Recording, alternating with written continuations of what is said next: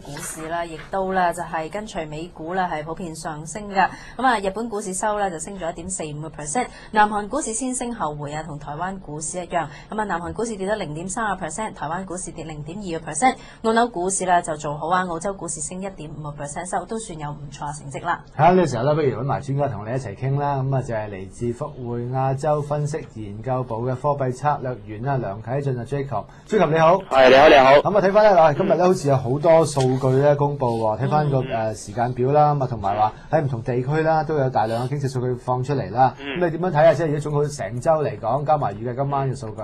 嗱，其實今晚數據嚟講咧，主要睇翻下應係美國嗰邊嗰個做 CPI 就應該係會比較緊要啲嘅。對於物價指數嚟講，依家都係成日講啦，就話究竟而家經濟嗰個過剩產能嘅問題係點樣啦？嚇，有冇機會就係話即係始終對於美國未來嘅將來嘅政策，成日都可以話攞嚟炒，究竟佢會唔會完成佢嘅所謂定量寬鬆咧？等等啲咁嘅情況。咁我諗譬如話嚟緊5點鐘啊，都有歐洲區嘅數據啦。咁就係歐洲區因為6點鐘先啱就失業率啦，同埋呢個叫做嗰個都係物價指數。咁亦都對於歐元嘅嗰個前景嚟講都有一定嘅影響。我相信啦，其實歐元區咧未來嘅通脹應該唔會話再走低，因為其實以近來央行啊，譬如達理謝出嚟講啦，都即係叫近來啦，又出翻2個字叫警惕。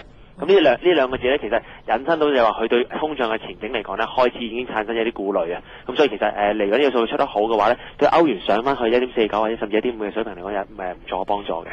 咁啊，另外咧 Jacob 想問翻你啦，琴晚咧美國咧出個 GDP 嘅數據啦，相當之好啦，咁啊亦都比市場預期為佳，有成3.5%。咁啊嗱，其實咧睇翻啊嗱，美元匯價咧呢排咧都上翻76嗰啲邊位噶啦，咁啊而家又回翻少少，嗱貼近76啦，咁啊76.05左右噶。其實呢個數據對即係美元匯價有冇話有一個明顯嘅支持喺度咧？嗱，其實即係講翻琴日個 GDP 啦嚇，3.5%。其實你睇到當時公佈嗰一刻咧，個美金應該係跌嘅。其實主要就係睇翻，因為其實就算你話個數據喺邊度出嚟都好啦，如果係好消息嘅話咧，基本上都係牽係到嗰個避險情緒。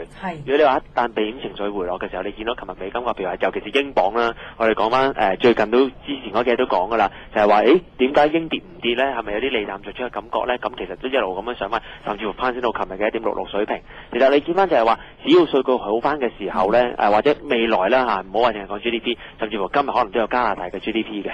如果一出嚟都係好嘅話咧，其實都係利好後市氣氛。咁資金就好大機會就從翻美國嗰個債券嗰度出翻嚟咧，又係投放喺啲資產上面啦，無論係商品啦、外匯啦，或者係股票都好。咁其實整體嚟講呢個關係咧，似乎真係好耐都未變，亦都未必有咩大嘅因素令到佢會變咯嚇。咁我追求話再睇翻咧，其實而家第三季經濟數據唔多唔少咧，都係因為咧喺啲物業價格啊就帶動啦，實物業成交活躍啦。咁但係而家市場上邊咧就憂慮翻啦。咁喺呢一個首次購屋個8000蚊美金咧嘅即係稅務優惠嗰度，咁啊會即係取消啊。咁啊再睇翻咧第四季度咧會唔會咁樣而樓市受到影響咧，就拖埋經濟發展咧？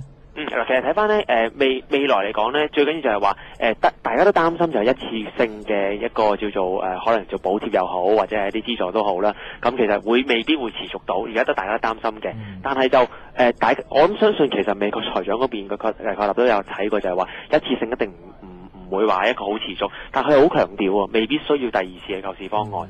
咁其實喺美國方面會唔會真係胸有成竹，就係話心裏面諗會唔會其實呢一個情況已經改善咗之後咧，引發到起碼就係一個財富效應，令到啲人繼續去使錢，然之後改善翻個就業市場。我諗呢個亦都係未來咧喺數據上面咧需要慢慢去反映。我諗當然一次性可能嗰個數字上可能會谷得比較行啲，咁但係話未來嚟講咧，直住全球其實而家都走出個谷底嘅時候咧，最緊要先走出個谷底先。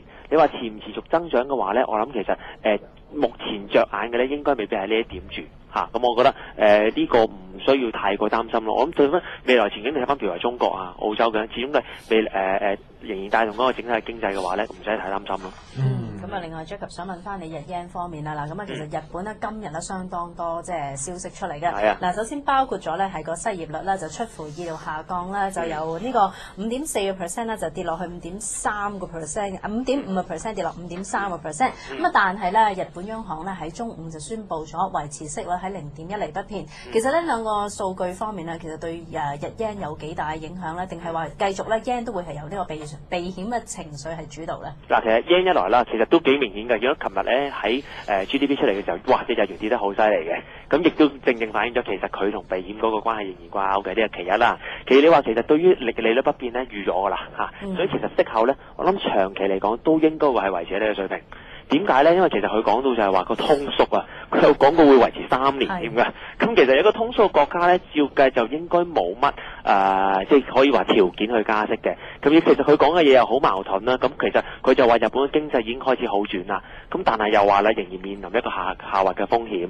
咁其實有一個就最有趣嘅就係講咩咧？佢話物價嘅下跌咧損害經濟嘅可能性好細。咁呢個其實比較奇怪，因為我哋知道通縮通常對經濟影響一定大，譬如話對消費又好、投資嗰度又好。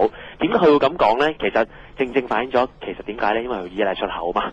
佢依賴出口嘅時候，其實就本土嘅物價下滑未必真係影響到經濟。咁所以就係話究竟其實日元對我諗相信日元嘅高與低同佢真正嘅經濟命脈先係真正嘅主導。佢成日講希望唔依賴出口，但係冇辦法啦。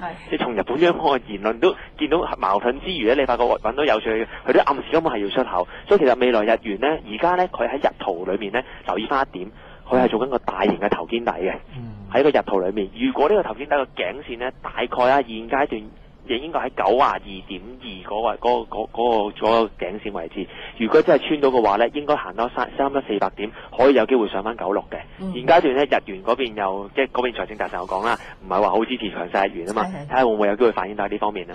好啊。咁啊，即係話再睇埋啦，你澳洲呢個澳洲貨幣嘅走勢啦。咁啊呢輪咧見到即係澳洲元咧就回軟啦。咁啊喺禮拜3嗰陣時曾經見過係就勁跌2%添。咁嗱呢度睇翻啦，究竟係因為市場上面預期咧，可能即係央行再會加息啊，定係有其他因素咧，即係令到呢一個澳元回軟呢？嗱，其實澳元咧之前喺個頂位裏面啦嚇，有記得我應該喺呢度都提過啦。喺93美仙嘅時候咧，有2點出現咗問題嘅，就係一個叫做小時代嘅叫頭肩頂出咗嚟嚇，同埋咧喺個小時代裏面嘅 RSI 出現咗背馳，結果咧喺2個技術嘅即係不利嘅信號出嚟嘅時候咧，就回軟翻。咁其實亦都借咗消息嘅，就係話嗰邊嘅財長就講到啦，個通脹有機會緩和啊。暗示翻個加息步伐未必喺下個禮拜就會發生，即係未必喺11月，有機會可能12月啦，甚至可能喺1月嘅情況之後，咁變咗加息預期稍為落空咗，加上就係咧，琴日紐西蘭咧就冇話加息啦，又亦拉埋落嚟，即係有少少借勢嘅感覺。但係其實你現階段去到呢個位咧，雖然佢未必會加息，即係可能喺下個禮拜未必會加息，就算唔加息都好啦，唔代表之後唔加嘅。因為喺佢講嘅就係話，而家嘅利率嘅水平仍然都係維持一個非常之低嘅水平，同埋咧去到89.2幾大概40咗啦，呢個位置咧其實都係一啲技術位置嚟嘅，包括就係30天線啦，同埋啲黃金比例嘅支持。而家就係見到琴日一個消息利好，即刻彈翻上去，收復晒所有均線嘅情況之下咧，其實澳元仍然都係直捧嘅。你用翻個長線嘅角度嚟睇，如果有機會真係加息到3.75厘甚至4厘嘅話咧，仍然喺個息差效應之下咧，澳元仍然都係繼續值得支持嘅，所以要留心翻呢一點。咁我想跟進埋問埋加元啊，因為咧應該咧好多即係買開呢啲即係高息貨幣嘅散戶咧都想知啊，因為咧嗱其實咧喺1.02嗰水位咧，其實咧就聽聞身邊唔少散戶都入咗貨，因為大家都睇緊啊，因為咧澳紐咧個幣值咧都上升啦，咪梗係有得跟啦。咁但係咧睇翻加元咧嗰個即係嗰個回落嘅幅度咧係明顯咧就係急過咧呢個澳元同埋紐元啊！嗱，而家回翻係1.0679啲水平。其實咧，如果係咁咧，佢哋應該點樣部署咧？喺短中期嚟講，嗱，其實咧，加指咧，其實一直都有個擔心，就係話始終佢央行嗰邊真係好怕升值嘅。呢個其實近來都講咗好多嘢嚇，但係即係佢偏偏之前喺議息之前又冇講嘅嚇，對只不嬲係有講過啦，但係啲市場咪點忽略咗？其實佢係好怕升值，而家繼續強調啦，就係加元強勢真係會影響到佢哋嘅出口，而且佢哋即係重新翻都係明年到6月先會加息。即係而傳統嚟講啦，可能都會比較高息嘅貨幣，而家變咗一個低息貨幣。咁其實以一個直貨波動嚟講咧，其實不妨啦如果真係已經係捱緊價嘅喺加元嚟講，不妨做翻可能少少對沖，就係話譬如話揸翻澳加，咁變咗係揸翻個澳元就對沖翻隻加紙嚇。加紙喺直盤可能有機會喺升翻嘅時候咧，而博澳紙又會升得多啲嚇。同埋或者有機會加紙再跌嘅時候咧，喺澳加裏面賺得翻，咁做翻少少對沖嘅部署啦。咁但係呢個短期嘅啫。如果你話澳加已經上到1對1咁嘅情況之下咧，咁就可能呢個對沖就可能要即係要退出翻。咁未來嚟